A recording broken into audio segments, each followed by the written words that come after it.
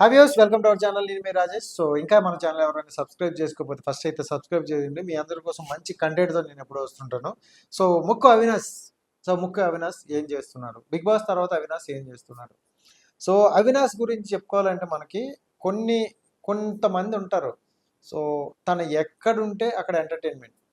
అవినాష్ గురించి అయితే నేను పర్సనల్గా నేను కలిసాను కదా చెప్తున్నా. తను ఎక్కడుంటే అక్కడ ఫన్, ఎక్కడుంటే అక్కడ ఆహారం మొత్తం ఆయన క్రియేట్ చేసుకుంటాడు. చాలా ఫన్గా ఉంటాడు, చాలా జోగియల్గా ఉంటాడు మనోడు. బిగ్ బాస్ ముందు మనోడు చాలా అంటే చాలా షోలు చేశాడు. సో మొత్తం అంటే జబర్దస్త్ కావచ్చు, శ్రీదేవి డ్రామా కంపెనీ కావచ్చు, ఏ షో ఉన్నా అవినాష్ ఒక స్కిట్ అయితే ఉంటుంది. సో చాలా వరకు డౌన్ టు ఎర్త్ మనోడు. అసలు ఎక్కడ ఈగో కానీ క్రాషెస్ కానీ అనే మాట ఎక్కడ ఉండదు మనోడికి. సో అవినాష్ అనే వ్యక్తి చాలా హార్డ్ వర్క్ అనమాట. సో ఆయన చేసే స్కిట్లు కూడా ఎలా ఉంటాయంటే అసలు ఇలాంటి అంటే కొన్ని స్కిట్లు ఉంటాయి, ఇలాంటి చేయలేరేమో, కొంచెం నామోషి ఉంటారేమో అనేటట్లు ఉంటారు. కానీ వెరీ వెరీ మన టాలెంటెడ్. సో ఎలాంటి స్కిట్లైనా చేస్తాడు. అసలు కింద పడి దొరలేవి. సో బట్టలు ఇప్పేకుని అంటే అలాంటి చేయాలని కొంతమంది సిగ్గుపడతారు. బట్ మనోడికి అలాంటిది ఎక్కడ 1% కూడా లేదు. ప్రాపర్గా ఎంటర్టైన్మెంట్ ఇవ్వాలి, కంటెంట్ ఇవ్వాలి, ఆడియన్స్ కి ఫిక్స్ అవుతాడు. అదే వేలో ఇస్తాడనమాట మనోడు. దాని తర్వాత చాలా వరకు బిగ్ బాస్ ఆఫర్లు వచ్చిన కొన్ని టైంలో వదిలేశాడు అనమాట, వద్దు అనుకున్నాడు. సో ఎందుకంటే షోల్లో బిజీ, లేకపోతే యాంకరింగ్లో బిజీ, ఇలా చాలా వరకు అన్నీ చేశాడు. దాని మళ్ళీ ఎందుకు బిగ్ బాస్కి ఒకవైపు మనోడు మనసు అటు వెళ్ళింది. సో ఆ టైంలో సో వెళ్ళాడు బిగ్ బాస్లో. చాలా ఎమోషనల్గా అయ్యాడు. ఎందుకంటే తన జర్నీ ఒక్కసారిగా చెప్పుకుంటే వాళ్ళ తమ్ముడు గురించి కానీ, వాళ్ళ అమ్మ గురించి కానీ, వాళ్ళ ఫ్యామిలీ గురించి చెప్పుకుంటున్నప్పుడు చాలా అంటే చాలా ఎమోషనల్ అయ్యారు. ఆడియన్స్ అందరూ బాగా కనెక్ట్ అయిపోయారు. అంటే అందరినీ నవ్వించే అవినాష్ మనసులో ఎంత బాధ ఉందా అని అనేటట్లు చేశాడనమాట. సో ఎక్కడ కంటెంట్ విషయంలో తగ్గలేదు, ఎక్కడ టాస్కుల విషయంలో తగ్గలేదు. మొత్తం ప్రతి ఒక్కరికి కూడా చాలా అంటే చాలా పాజిటివ్గా ఉన్నాడు. నామినేషన్ టైంలో నామినేషన్ వేసాడు, ఫన్ చేయాల్సిన టైంలో ఫన్ చేశాడు, ఎమోషనల్ అవ్వాల్సిన టైంలో ఎమోషనల్గా ఉన్నాడు. సో బిగ్ బాస్ మొత్తంలో ఎలాంటి కంటెంట్ని ఎక్స్పెక్ట్ చేశారో ఆడియన్స్, అలాంటి కంటెంట్, ఒరిజినల్ కంటెంట్ మనోడు వచ్చిందనమాట. సో బిగ్ బాస్ తర్వాత కూడా మనోడు చాలా సినిమాలు చేశాడు. అసలు బిగ్ బాస్ ముందు కూడా మనోడు సినిమాలు చేశాడు. సో దృశ్యం 2 కావచ్చు, మార్కెట్ మహాలక్ష్మి కావచ్చు, ఇలా చాలా ఫిలిమ్స్ అయితే ఉన్నాయి. ఒక 10 ఫిలిమ్స్ అయితే ఉన్నాయి. కాకపోతే మనోడు ఏంటంటే ఎక్కడ కూడా హీరో అవుతా, లేకపోతే నేను ఇలాంటి క్యారెక్టర్లే చేస్తా అని ఎక్కడ పెట్టుకోలేదనమాట. మనోడు క్యారెక్టర్ వస్తే అది చిన్నది పెద్దది అని చూడకుండా ప్రతి సినిమాలో సో చేసుకుంటూ వెళ్ళిపోతున్నాడు అనమాట. సో ఇప్పుడు రీసెంట్గా వచ్చి చాలా మూవీల్లో మనోడు కొన్ని క్యారెక్టర్లు అయితే చాలా చిన్నవి.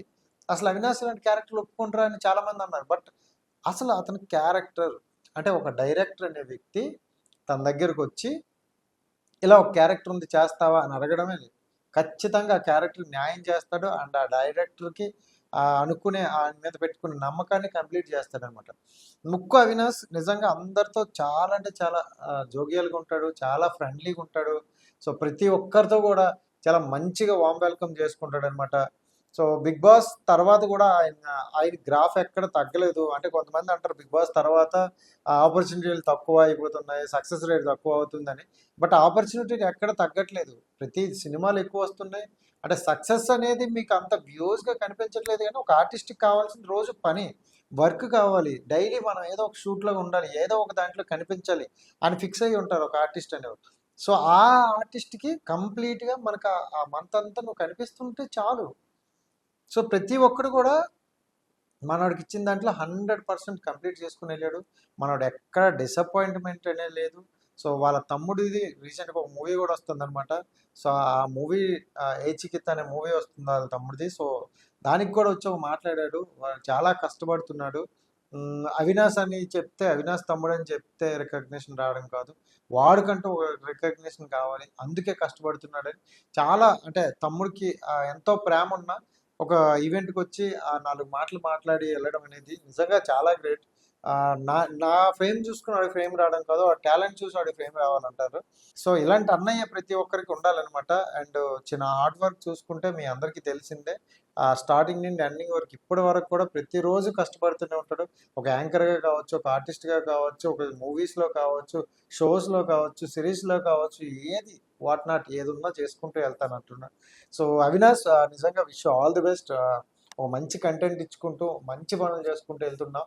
సో నిన్ను నమ్ముకునే చాలామంది ఆడియన్స్ కావచ్చు, అభిమానులు కావచ్చు, వాళ్ళందరికీ నువ్వు ఎప్పుడూ ఎంటర్టైన్మెంట్ ఇస్తూ వాళ్ళందరికీ దగ్గరలో ఉంటున్నావు. సో ఇలాగే కొనసాగి మంచి మంచి ఫిలిమ్స్ చేయాలని మనస్ఫూర్తిగా కోరుకుంటున్నాం. ఎందుకంటే ఇండస్ట్రీలో కామెడియన్లు అనేవాళ్ళు చాలా తక్కువ ఉన్నారు. ఉన్న వాళ్ళని తెలుగు వాళ్ళు ఎప్పుడు ఆదరిస్తూనే ఉంటారు. So wish all the best Avinash.